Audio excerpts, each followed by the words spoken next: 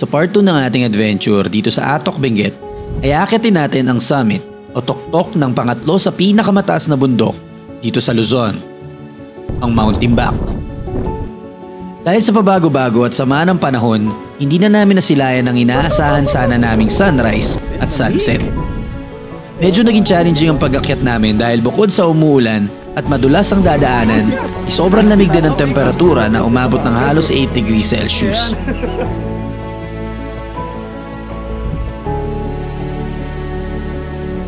Labanos area. In short, kahit huminga ka, wala ka mahinga.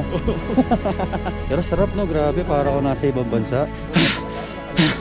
Usually tanim nila dito mga cabbage, carrots, labanos. Guys, woo! Touchdown Mount Timbak, the third highest mountain here in Luzon. Narating natin.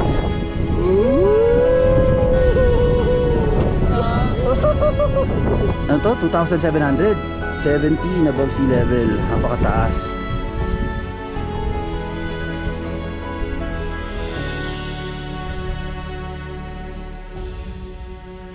Sagrado talaga para sa kanila to. Pero kahit ganun, umakyat at umuwi kami na may mga ngiti sa aming mga labi. Tara, samahan nyo kaming akyatin ang summit ng Mount Timbak.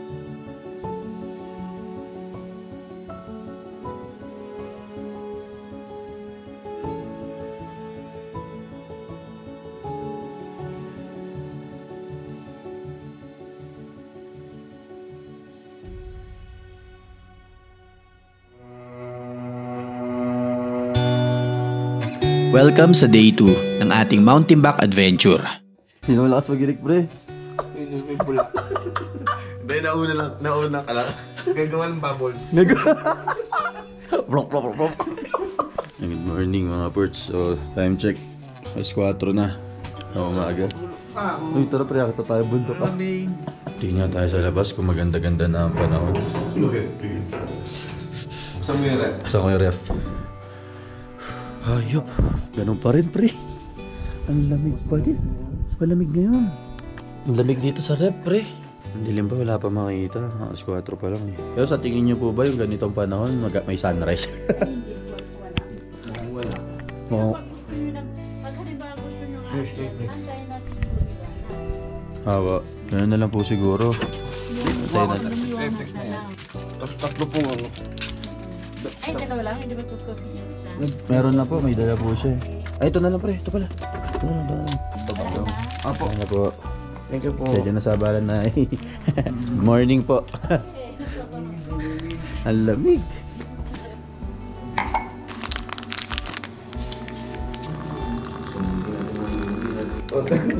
Mga reklamador oh.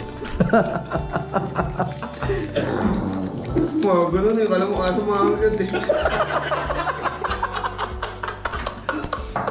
Nawala eh.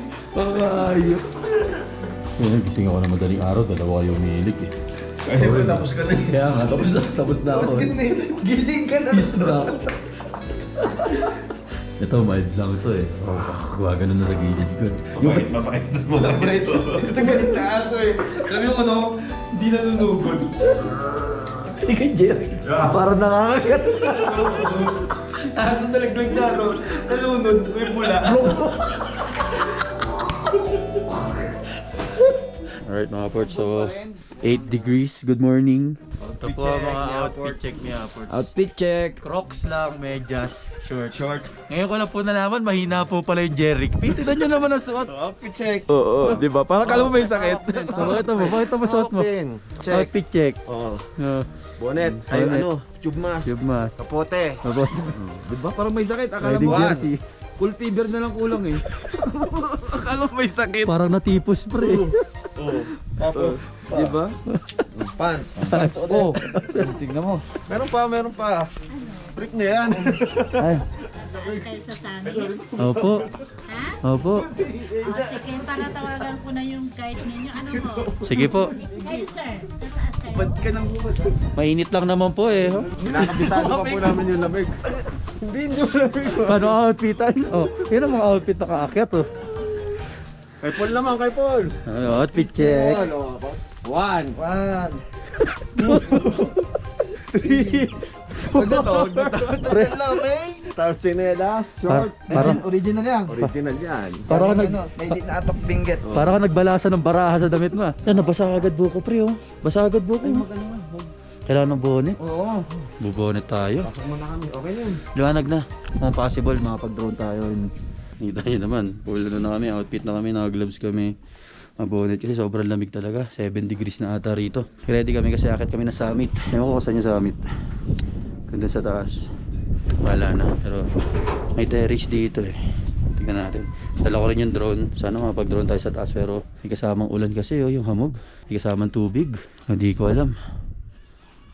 Ayun, may mga hayop doon na parang hindi nilalamig yung mga aso. Check natin dito sa taas. Let's go. Ito yung rooftop nila.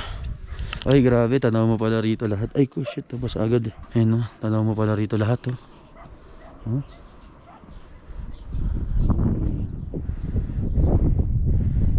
Ganda.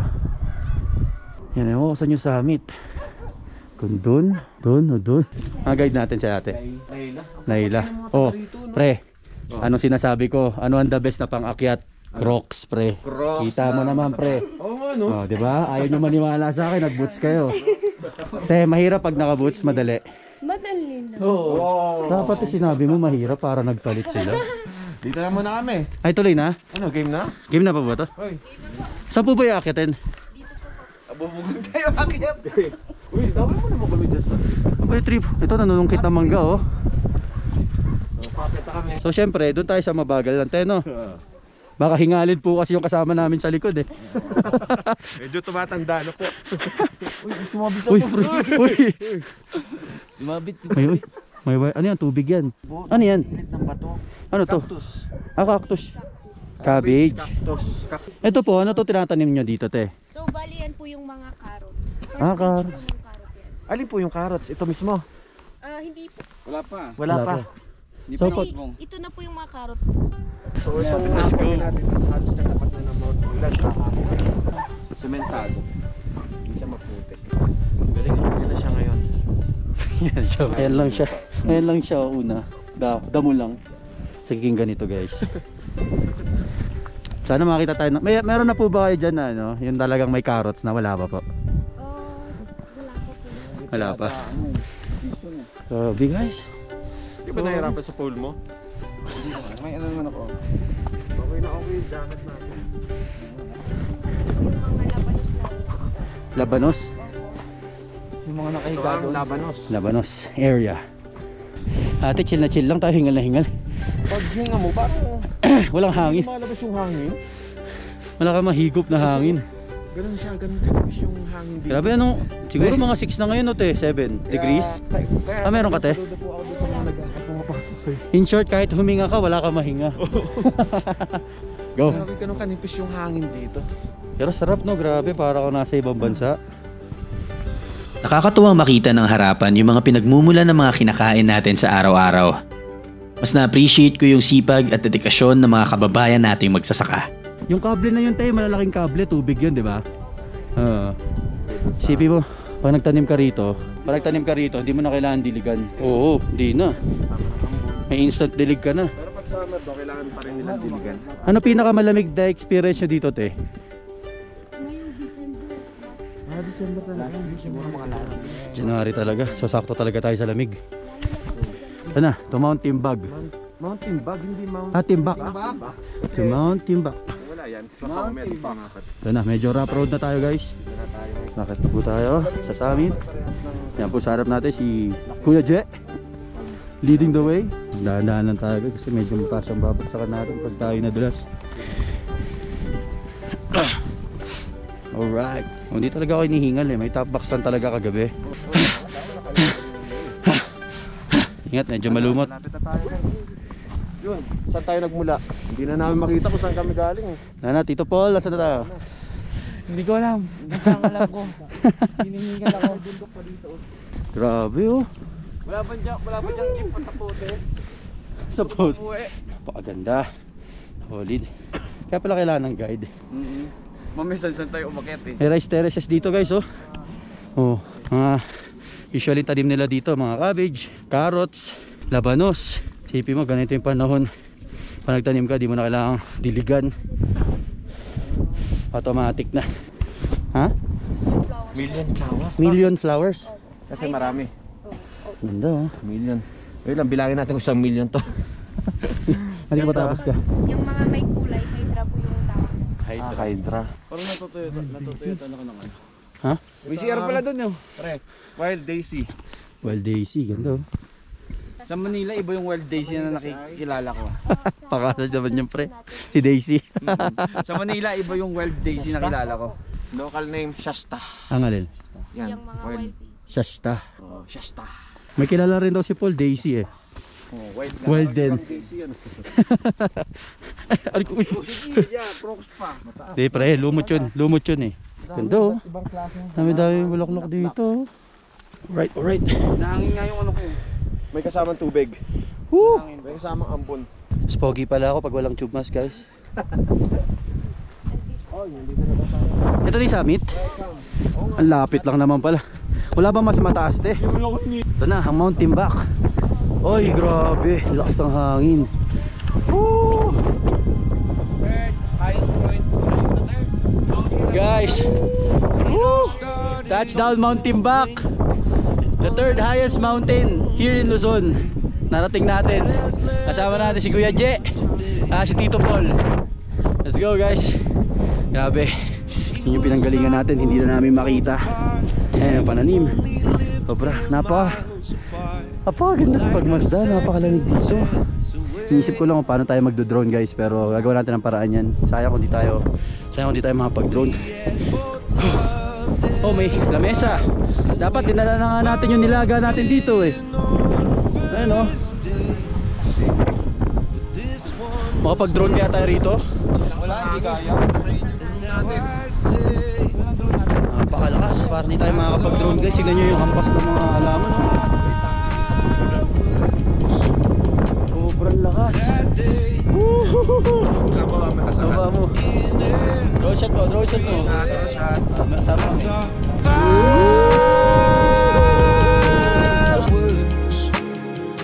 For the second time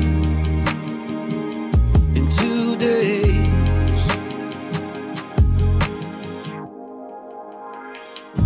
We battled distance through the years. Weekend flights and Grabe, lamig. Lapit lang pala. Grabe yan. Welcome guys to Mount Timbak. Ano to? 2,700. 17 above sea level. Napakataas. Third highest mountain in Luzon lang te. In Luzon.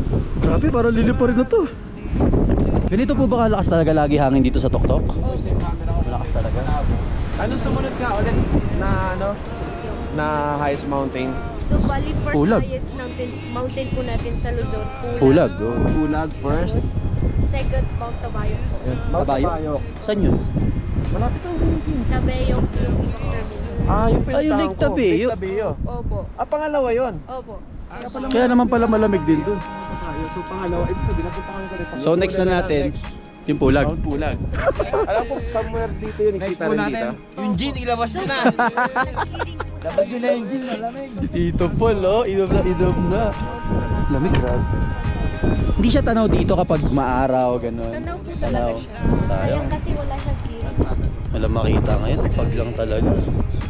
Pinaninigas na yung mukha ko, lamig. Lamig sa mukha. Nagkukuntis ano na ba? Kamatis? Wala, Pre, kumikinang lang. nagano na, nagkukulay violet na. Paitim yung akin eh. Naging kutis talong.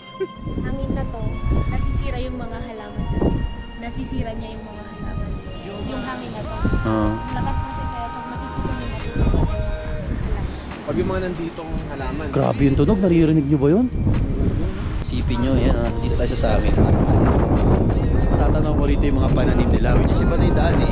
Ito may waded pababa rito. Ito daanan din ito tayo pababa, no? Pero nakakatakot na. Oh, lakas! Grabe, naririnig nyo ba yung hangin? Di lang natin makita, tanaw daw sana yung Mount Pulag doon. Mga ports, sinry natin. We tried. Sinubukan ko yung Mavic Air 2 natin kanina. Wala, pag take off pa lang, may gewang na agad siya, kasi hindi siya stable. Wala, hindi kaya ng Mavic Air 2 na i-sustain kapag ganito nakalakas yung hangin. Tignan nyo naman kung bakit lapit yung hangin. Alright guys, di pa pala tayo tapos. Inaantay lang pala tayo ni ate. Pero pa pala tayo sa next destination. Yung may cross sa ibabaw.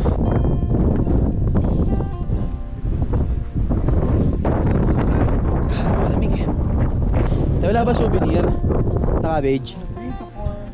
Tapos ganito sila kumuha ng tubig dito mula sa mga moist na halaman. Ito galing oh. Tapos yung mga ulan yan. Ay, naipon na nila, ang dami no. Yun yung Tayo nagaling oh. Mas mahangin dito, nililimad ako, Ports. Kaya grabe. Nakalamig. Naku, gusto mo bang mag-short? Ngayon ka nilalamig ako. Korean radish. Korean radish. Nakaangat na.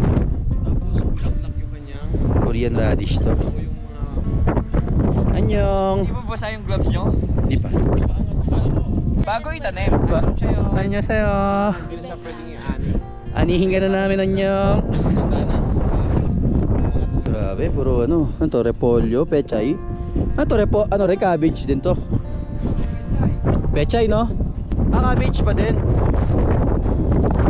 Na, dito na tayo. Ay grabe, mas wala na makita rito.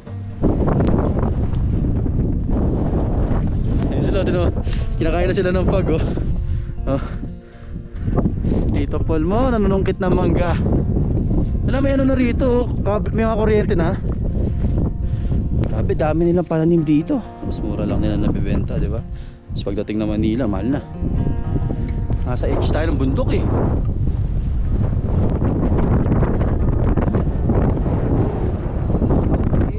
Mga ano yan? Wild berries. Uy, ang lakas. Teka, tinatangay na ako ah.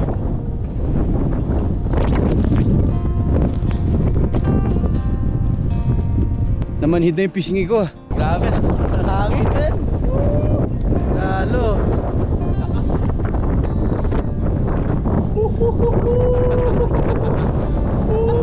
Ang laki ka na mukha ko. Isa pa.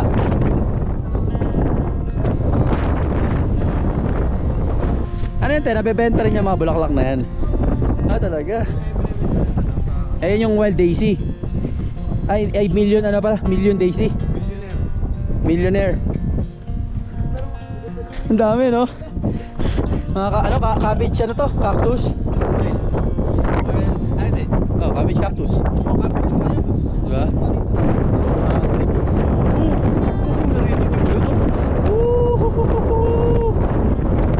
Ang lamig! Grabe! Nakikita nyo ba yung no? Hey guys, saan yung brief ko guys? Alam mo malapit dito? Tingnan mo yung gitna. Tingnan mo yung gitna. Pag may tubig, akala mo glass yung loob. akala mo babasagin no. Ang galing oh. Di ba? Pero tubig lang siya, no? Tubig, nagre-reflect siya mukhang glass. Ah, dito mas kalmado. Mamaya paglipat dun sa cross, ang lakas na naman ng hangin yan. Sobrang tarik, oh. Buti hindi naman, ate, buti hindi naman nag-ano dito no. Wag naman sana mga nagla-landslide sa part na to. Wala naman no. Ito oh, ganda oh. Diba? Ganda mga flowers dito, buhay na buhay sila. Fresh na fresh oh. Diba? Doon tayo nang galing kanina oh. Nakakad natin. Yan. Ito na sila. Lapit na ata tayo sa cruise.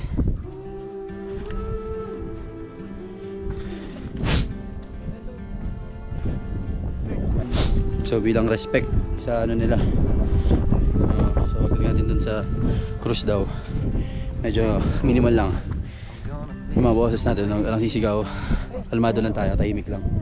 Ano yan, parang siguro treasure nila yun. So yun nga, bilang respeto, tahimik lang tayo guys, hindi tayo taga rito. So dapat nirespeto natin yung mga lugar na napupuntahan natin no. Sila rin kasi naghihirap dito sa lugar na to, pinangangalagaan nila. So as much as possible yan natin, respetuhin. Mga reject, ano to, daming carrots oh. Wala na, mga hindi na pwedeng ibenta. Ang dami doon no. Dito ay medyo, itong part na to ay medyo ano na, medyo wala na masyadong pananim or nasira na. Kaya nalalapit na tayo doon na ata tayo guys. May parang maliit na ano doon, no? Station. Kaya medyo kumalma na rin yung ano rito. E baka mapapansin nyo, sabi ni ate medyo tahimik lang tayo dito. And medyo kumalma rin yung hangin dito to. Tumahimik din yung hangin dito pre, no? Napansin nyo? Napansin nyo, tumahimik din yung ano rito, vibes, no? Kalmado nung vibes. When you're older, I'm gonna miss the way you say my name. Saying daddy all the way. So guys, so approaching na tayo dito sa mga cruise. So not sure kung ano yung nare-represent dito. So parang ano to, ano tong area na to, medyo banal sa kanila. So ito yung mga cruise guys. Ba't iba or marami? Ano nare-represent na ito te? Mga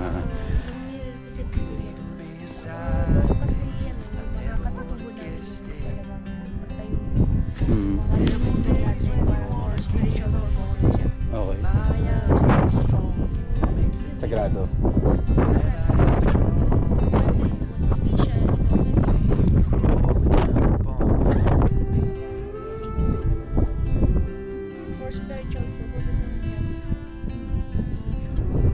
Ang daming mga cross dito guys.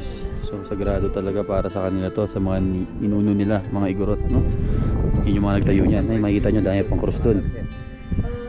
So 13 na cross. Kadaanan natin. So yung nakita na ako isa doon, sa 2, 3, 4. So 4 na. Dito naman. Kadaanan natin isa-isa. Ganda guys.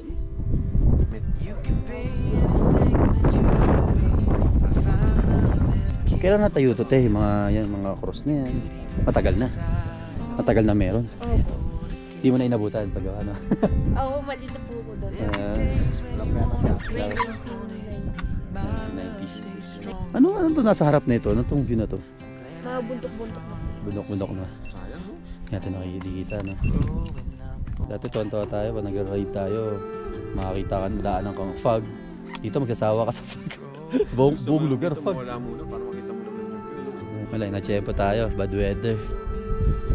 May bagyo, low pressure area kaya ganito yung panahon. At least may ano tayo, reason para bumalik. Balik kami dito te. Okay po. Pag ano na, maaraw-araw na. Outfit check.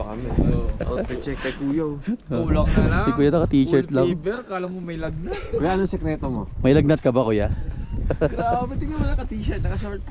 Crocs pre. Crocs, ano sabi ko? number 1. Sabi ko diba? Oo, Crocs, diba? Crocs number 1 guys. Medyo. Sabi ko sa'yo. Kanina. Para regalo ka na sa park si kuya. Shoutout sa'yo Kuya. Sana all kami, tingnan mo naman. Parang bagong ligo ka pa. Naligo ka pa. Samog na yun. Sabog. Akala ko naligo ka pa. Believe na ako sa inyo. Yan po mga tour guide namin. Sila Bawal Ate kasi Val, maingay tsaka dito, si kaya- Ate Lay. Kahimla? Layla. Ay, si Layla. Tingnan mo yung mga kutis dito. Oo nga, grabe nga ganda ng mga kutis niya, promise. Dapat, pwede kong ilo nga eh. tumira dito kahit mga 1 week lang dito. Lamigin ka rito. Mahamog at umuulan-ulan. Ayan, medyo madulas yung mga bato guys, ingat kayo. Dito may signal. 3 pa rin yung signal dito. Ay, ito madulas. Madulas to guys ha, ingat. So te, dun sa taas, 4 na cross no? Ano Crocs pa boy? Hindi madulas pala yung crocs. Sabi niya Crocs daw yung problem. Ay yung Crocs daw yung sikreto dito. Tumapak ako sa madulas. May bato talaga dapat. Madulas pre. Hindi yan, highlights yun eh. Sayang, hindi ko na kuhaan. Buti na lang. Tama yan, tatawanan mo muna bago mo tulungan. Nakuha ko naman eh. Meron dyan yung parang Yung chinelas niya ate parang may magnet. Pangilang cross na to te? 1, 2, 3. Ilan na? 6. Naka-6 na cross na tayo. 6 Crocs. Pababa na tayo din.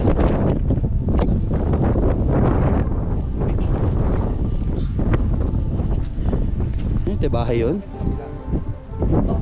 Ah, may nakatira dyan. Grabe, lamig siguro ngayon dyan sa loob niya. May fireplace. Ah, may fireplace. Tapos natin guys. Ha? okay pala doon sa kabila umakyat kasi hindi ganun katarik. Oo, dito mahirap umakyat dito. Nakakapagod. Para hindi kayo hingalin. Ito naman po yung mga tanim namin patatas. Mga patatas.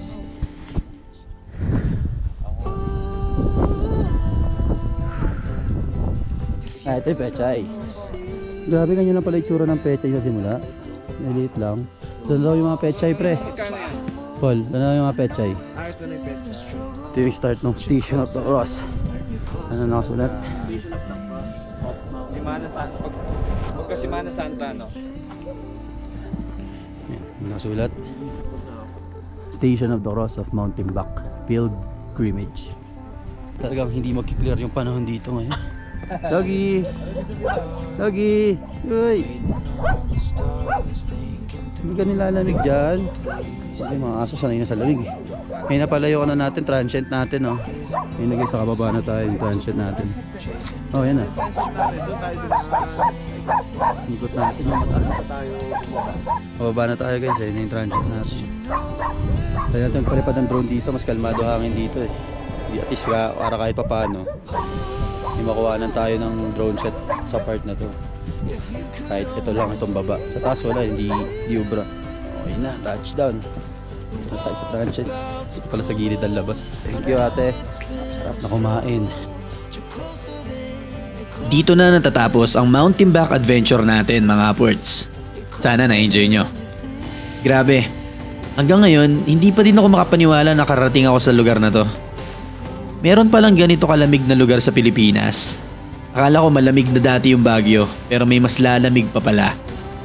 Oo, hindi namin talagang nakita yung view na inaasahan namin makita dahil sa sama ng panahon.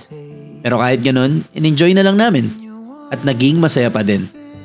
Binigyan lang tayo ng rason para balikan ulit ang Mount Timbak. Kaya, tandaan nyo lang mga ports, may mga bagay at panahon talagang hindi sasang-ayon sa pinaplano nyo. Pwedeng may mas maganda pa or pwede ding hindi kagandahan. Pero ang importante, harapin lang natin ang buong puso at tapang ang mga bagay na yon. Malay mo bukas, sa makalawa, next week, next month, or next year, mangyari na yung inaasahan mong bagay. Kaya, always remember lang mga ports. Ride safe lang, have fun, and always, peace out. Kita-kits sa susunod.